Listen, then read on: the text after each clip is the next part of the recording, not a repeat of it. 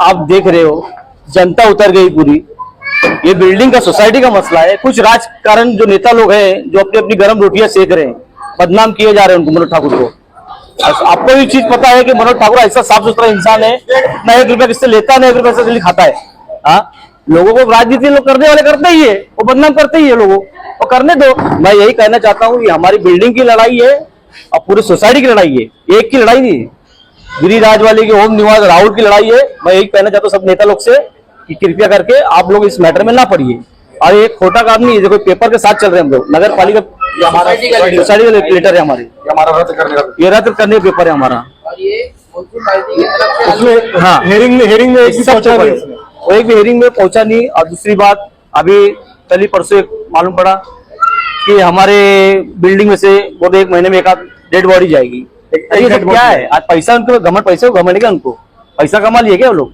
हाँ, सरकार कुछ भी कर सकते। फिर हमारे बच्चे खेलते रहते, हम लोग के काम धंधे वाले आदमी इनसे झगड़ा करते बैठे कि हम लोग घर देखे।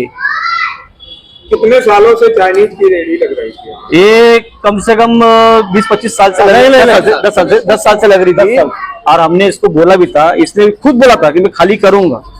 कुछ लोग है फर्जी पेपर बना के दिए, सब कुछ करके दिए। वो लोग सोचते थे हो जाएगा, पैसा है फेंकेंगे जीत जाएंगे अपन। तो पेपर बोलता है, अगर तुम्हारे पास पुरावा है तो पुरावा दिखाओ। वो लोग दिखाया नहीं। नगर पालिका वाले कहते ये नहीं है, अगर बोलते लीगल है, लीगल होता तो टूटता गया, आप बताइए मेरे को। तो होते ना, आसपास होते ना, फर्जी ये लोग ने काम किया है। चाइनीज वाले का ऐसा क्या कारनामा हुआ जिससे सोसाइटी वालों को लेकर बाजी तक करने की जरूरत पड़ गई? क्योंकि देखिए ऐसा है, बच्चे आते जाते रहते, गंदे नजर से देखना, यहाँ बैठा के दारू पिलाना। 2-3 बार मैं खुद उज्जत की, 3 बार मैं इनको बहुत सारे उनको बचाया। मैं, मेरा खुद झगड़ा हुआ पर्सनल, मैं इनको बचाया। अब कहते सर से पानी निकल चुका है। ये लोग अति कर दिए, लोग ने बहुत अति, मतलब बहुत अति कर दिए। मैं यही कहना चाहता हूँ प्रशासन से, कृपया करके इन पे कड़ी से कड़ी कार्रवाई करो और इनको जो तोड़े हैं और इनको फिर से लगाए। मैं यही चाहता हूँ प्रशासन से इनको कड़ी कार्रवाई की जाए। बस, धन्यवाद। सोसाइटी द्वारा हमको कोई नोटिस वगैरह दी गई थी? हाँ, सब दी गई थी, सब नोटिस दी गई थी। देखो ना, सब नोटिस, हमारी नोटिस पेपर है। ये सोसाइटी की लेटर पे नोटिस पेपर। नोटिस पे कितने दिन का समय आपने दिया? साल भर से चल रहा है ये सब। तो उन्होंने खाली नहीं। पहले 2 महीने का समय मांगा। पहले 2 महीने का समय मांगा गया। उन्होंने कहा 2 महीने में हम खाली कर देंगे। फिर उनकी माता जी का तबियत खराब हो गया। फिर और उन्होंने बोला कि हमको 2 महीने का और समय दिया जाए। सोसाइटी वालों ने बोला ठीक है, 2 महीने का और समय दिया जाता है। 2 महीने का समय और दिया गया। ऐसे ऐसे करके साल भर ये टालते चले गए। फिर हम लोग सोचे कि अब ये ऐसे खाली नहीं करेंगे, ये ऐसे खाली नहीं करेंगे, अब इनके ऊपर हमको अब कानूनी कार्रवाई करना पड़ेगा। फिर हम लोगों ने नगर पालिका से लेके पुलिस चौकी से लेके कोर्ट तक का अपना पेपर वर्क डालना चालू किया। हमारे सोसाइटी का पहले हम उन्होंने नगर पालिका को नोटिस दिया, नगर पालिका में डाला, फिर आगे हम भाग दौड़ करते करते करते करते नगर पालिका ने हमारा सहयोग किया तो उनका रद्द करने का लाइसेंस हमको पेपर दिया गया कि उनका जगह रद्द करना है, कैंसिल करना है। उनका जिगर बात जो फर्जी पेपर से उन्होंने काम किया था वो कैंसिल किया गया। फिर ये हमारा हाँ, ये हेयरिंग में उन्होंने एक भी हेयरिंग अटेंड नहीं किया। कोर्ट में जब कोर्ट तक बात चली गई थी, कोर्ट तक बात चली गई, हम तो हेयरिंग में पहुंच रहे थे, वो हेयरिंग में पहुंच ही नहीं रहे थे। क्यों नहीं पहुंच रहे थे? उनके पास पेपर ही नहीं था कुछ, तो पहुंचेंगे क्या? तब नगर पालिका ने जब पूरा देखा कि हेयरिंग में भी नहीं आ रहे हैं, कहीं पे भी नहीं आ रहे हैं, वो हेयरिंग में है तो हमको पूरा आदेश दिया कि ये इनलीगल जगह है। उसे नगर पालिका अपने अधिकारियों को आदेश दिए, कमिश्नर ने अपने अधिकारियों को आदेश दिया कि ये इनलीगल जगह, इसे इसके ऊपर सख्त सख्त कार्रवाई किया जाए और तोड़ा जाए। तब उन्होंने एक्शन लिया और नगर पालिका के कमिश्नर ने तोड़ने का आदेश दिया। चाइनीज की गाड़ी लग रही है, तोड़ने के बावजूद भी कल से वो चाइनीज की गाड़ी वहीं पे लगा रहा है जगह पे। और सुनने में आ रहा है कि उनकी महिलाएं धमकी दे रही हैं कि आप दोनों बिल्डिंग से एक लहास तो किसी न किसी की गिरा के रहेंगे। ये खुलेआम चैलेंज कर रही हैं, खुलेआम चैलेंज कर रहे हैं कि हम किसी न किसी का एक का खून करके जाएंगे।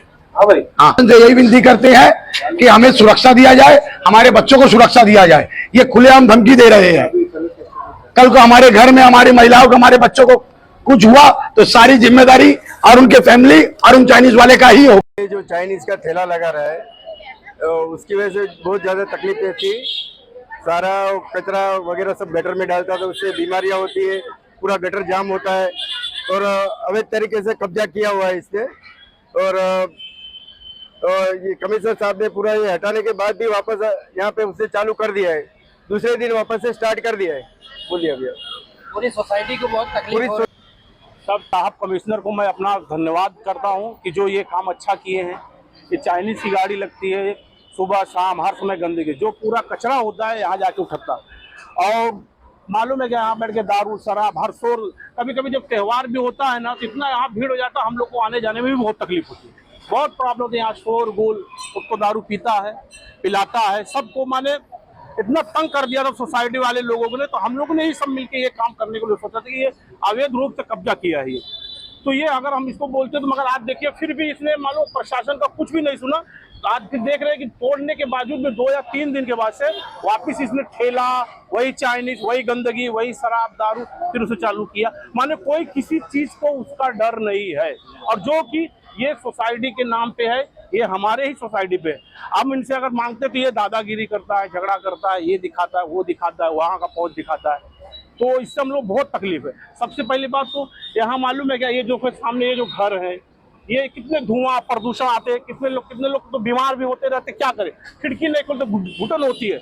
और यहाँ नाले में पूरा कचरा जितना होता है, रात का दिन का सब मिला के उठा के डाल।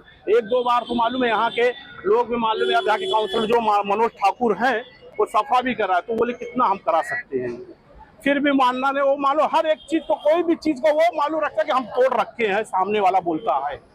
तो मैं बस यही करना चाहता हूँ, मैं प्रशासन से, यहाँ के कमिश्नर से, सभी हमारे सोसाइटी वाले से फिर से मैं उनसे निवेदन करता हूँ कि आपने तोड़ के गया मगर आपका मान नहीं रखा, आपका इज्जत नहीं रखा, फिर से 2 दिन से बाद उसने वापिस ठेला चालू करना।